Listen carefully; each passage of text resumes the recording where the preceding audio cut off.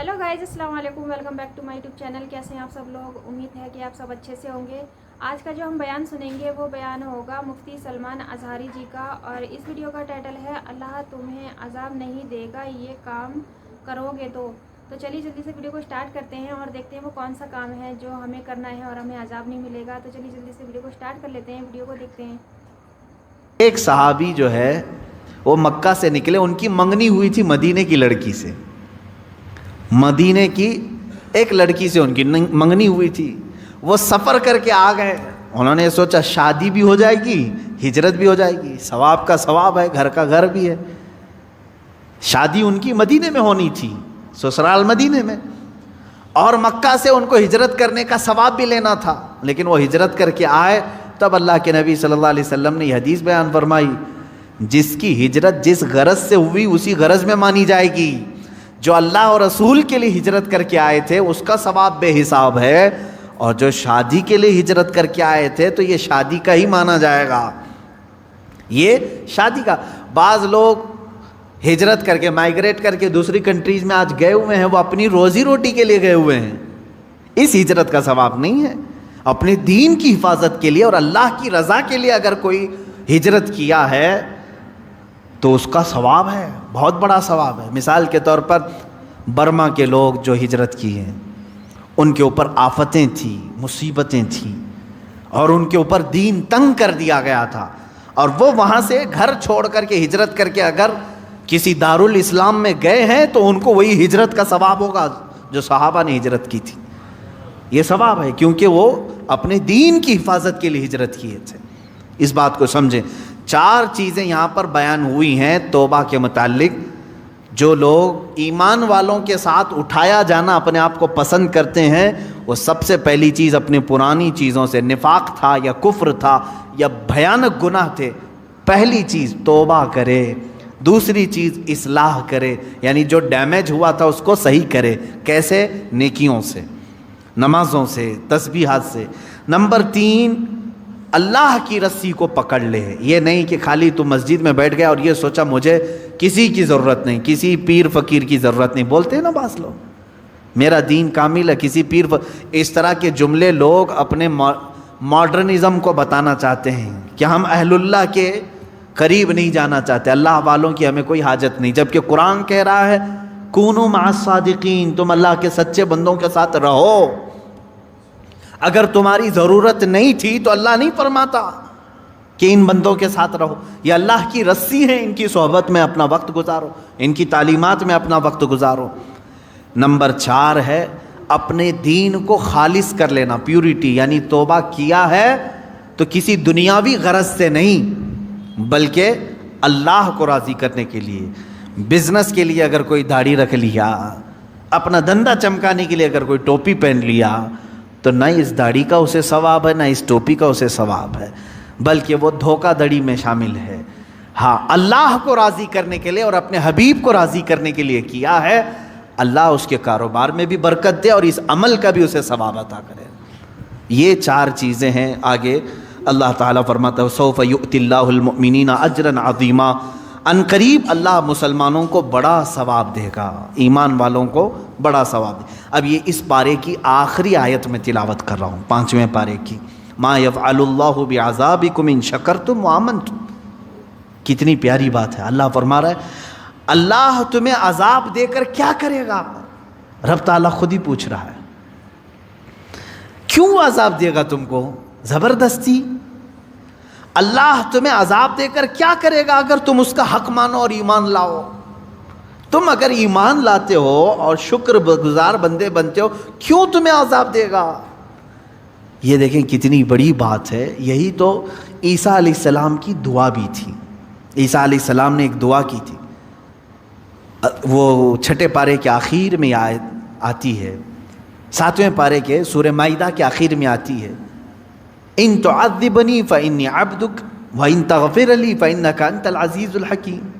ऐ अल्लाह, अगर तू अजाब देगा मुझे तो मैं तेरा ही तो बंदा हूँ, तेरा ही तो बंदा हूँ, और अगर तू बख्श देगा तो तू बड़ी इज्जत वाला है, तेरे ख़जाने में कोई कमी नहीं होने वाली है।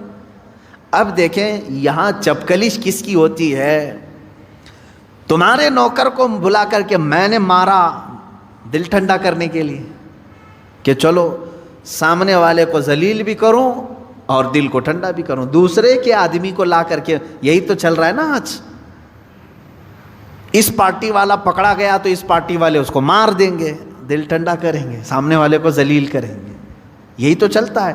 میں اگر تمہارے نوکر کو لا کر کے ماروں تو ہو سکتا ہے یا میری غرض ہو کہ میں بدلے کی بھاونا اندر ہے, سامنے والے سے میری چپکلش تھی, اسی لیے اس کے نوکر کو بلا کر کے میں نے مارا. لیکن رب ذوالجلال کے ساتھ تو ایسا معاملہ نہیں. وہ اگر کسی بھی بندے کو عذاب دے تو کسی دوسرے کا تو بندہ ہے نہیں, اسی کے بندے ہیں, کوئی دوسری جماعت کا بندہ نہیں ہے. یہی دعا کیا کرو اے مسلمانوں اللہ سے, اے اللہ تو اگر مجھے عذاب دے گا تو میں تیرا ہی تو بندہ ہوں, میں تیرا ہی بندہ ہوں. یہ میں نے اصول آپ کو سمجھایا. یہاں سے مجھے ایک بات یاد آتی ہے, صحابی کا عقیدہ دیکھیں. اللہ رب العزت کسی پر بھی عذاب نہیں دینا چاہتا, بلکہ وہ قیامت کے دن تو فرمایا اللہ کے حبیب صلی اللہ علیہ وسلم نے چھوٹے چھوٹے بہانے دیکھے جاتے ہیں بخشنے کے, چھوٹے چھوٹے بہانے دیکھے جاتے ہیں. یہاں تک کہ فرمایا حدیث پاک میں ہے ایک شخص کو فرشتے گھسیٹتے ہوئے لے جا رہے تھے, رب تعالیٰ نے فرمایا روک دو اس کو, اس کی کوئی نیکیاں نہیں. کہا کچھ بھی نہیں ہے مولا اس کے پاس, گناہ بھاری ہو گئے ہیں اس کے. رب تبارک و تعالیٰ نے اس سے سوال کیا, اس سے پوچھو میرے بندے سے کیا زندگی میں کبھی کسی عالم کی محفل میں بیٹھا تھا؟ وہ کہتا ہے نہیں. پھر فرشتے گھسیٹتے ہوئے لے جاتے ہیں. اس بات پر بخشش کے لیے اللہ تعالیٰ فرما رہا ہے بیٹھا تھا, اس کے پاس وہ بھی نہیں تھا. پہلے پوچھا گیا کیا مسافہ کیا تھا؟ اس نے کہا نہیں ایسا کبھی اتفاق ہی نہیں ہوا. محفل میں بیٹھا تھا؟ کہا نہیں. اس نے کہا ہاں ایک مرتبہ ایسا ہوا تھا کہ میرے گاؤں ایک بڑے عالم دین آئے تھے, سارے لوگ ان کو دیکھ رہے تھے تو میں بھی دور سے دیکھ رہا تھا اور دل میں نے ان کی عزت رکھی تھی. اللہ نے فرمایا وہ نائب رسول کا احترام کیا, اسے معاف کر دو. اللہ اکبر. یہ اللہ رب العزت کے بخشنے کے معاملات ہیں. وہ تو اسی لیے فارسی میں کہا گیا نا رحمت حق بہانہ می جویت بہا نمی جویت. فارسی کا ایک قول ہے اللہ کی رحمت تو بہانے ڈھونڈتی ہے, قیمت نہیں دیکھتی. اب بندہ اگر یہ سوچ کر کے بیٹھ جائے کہ نہیں وہ بہت ہی عذاب دے گا, بہت ہی عذاب دے گا, نہیں میرے عزیزو, اللہ تبارک و تعالیٰ کو رحیم و کریم بھی یقین رکھو. اور خود مولا فرما رہا ہے ما یفعل اللہ بعذابکم, تم کو عذاب دے کر اللہ کیا کرے گا؟ کیوں اللہ عذاب دے گا تم کو؟ کیا تم دوسرے کے بندے ہو کہ تمہیں عذاب دینے کے بعد بدلہ لیا جائے گا؟ نہیں. اللہ تعالیٰ ہاں اس کے اصول تھے دنیا میں, سب کو اللہ نے بتایا تھا اس راستے پر چلو, تم بہک گئے تھے اس لیے تمہیں عذاب میں مبتلا کیا جا رہا ہے, ورنہ زبردستی کسی کو نہیں. اسی لیے وہ صحابی رسول کا عقیدہ مجھے یہی بتانا تھا. میں یہاں پر اپنی گفتگو کو سمیٹتا ہوں. حضور پاک صلی اللہ تعالیٰ علیہ وسلم کے پاس صحابی آئے, کہنے لگے یا رسول اللہ صلی اللہ علیہ وسلم اللہ تعالیٰ اپنے بہت سارے کام فرشتوں کے توسل سے, فرشتوں کے اسباب سے کراتا ہے. بارش برسانے والا فرشتہ میکائیل علیہ السلام, روزی پہنچانے والے فرشتے ہیں, بچے کی ولادت سے پہلے ماں کے پیٹ میں آ کر اس کا ناک نقشہ شکل پوری دینے والے دوسرے فرشتے ہیں, قبر میں سوالات کرنے کا کام کون کر رہا ہے؟ فرشتے. تمہارا درود حضور صلی اللہ علیہ وسلم تک پہنچانے والے فرشتے ہیں, بارش برسانے والے, ہوا چلانے والے فرشتے ہیں. اللہ تبارک و تعالیٰ اپنے کائنات کے سارے کاموں کو فرشتوں کے لیے مقرر کیا ہے, کاموں پر فرشتوں کو مقرر کیا ہے, سارے کام فرشتے کر رہے ہیں. اس صحابی نے حضور سے کیسا سوال کیا؟ پوچھتے ہیں یا رسول اللہ صلی اللہ علیہ وسلم قیامت کے دن جب ہم سب کا حساب کتاب ہو رہا ہوگا تو کون سا فرشتہ حساب لینے کے لیے اللہ بٹھائے گا؟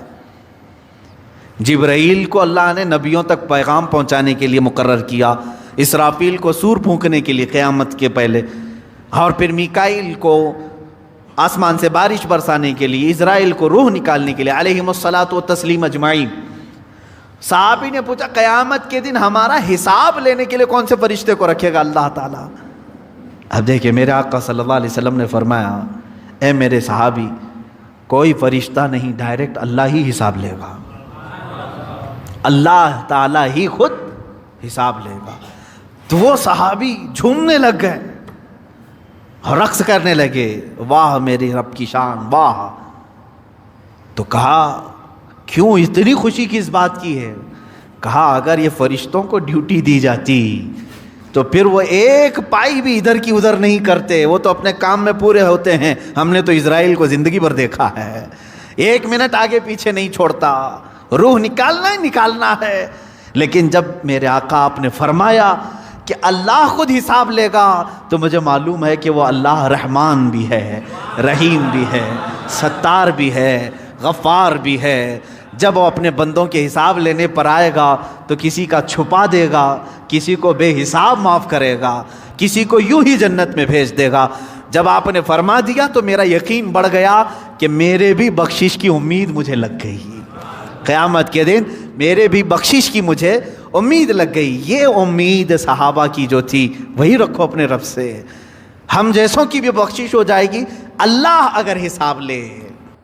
مفتی سلمان اظہاری جی کی یہ ویڈیو واقعی میں بہت اچھی تھی، اور اللہ نے ہمیں بنایا ہے تو یہ نہیں ہے کہ ہم اس کے دشمن نہیں ہیں، وہ ہم سے بہت محبت کرتا ہے، لیکن ہمارا بھی فرض ہے کہ ہمیں بھی اس کے بتائے ہوئے راستے پر چلنا چاہیے اور اچھے اچھے کام کرنا چاہیے۔ ایسا کوئی کام نہیں کرنا چاہیے جس سے وہ ناراض ہو ہم سے۔ اور اس میں کتنی پیاری سی بات بتائیے کہ اللہ خود ہمارے حساب کرے گا تو ہمارے کچھ گناہ معاف بھی کرے گا اور کچھ ہمیں سزائیں بھی ملیں گی۔ بہت اچھا بیان تھا یہ مفتی سلمان اظہاری جی کا۔ اور اگر آپ کو میرا ویڈیو پسند آیا ہو تو پلیز میرے چینل کو سبسکرائب کریں، میری ویڈیو کو اینڈ تک ضرور دیکھیں۔ چلیے پھر ملتے ہیں اگلی ویڈیو میں، تب تک کے لیے اللہ حافظ۔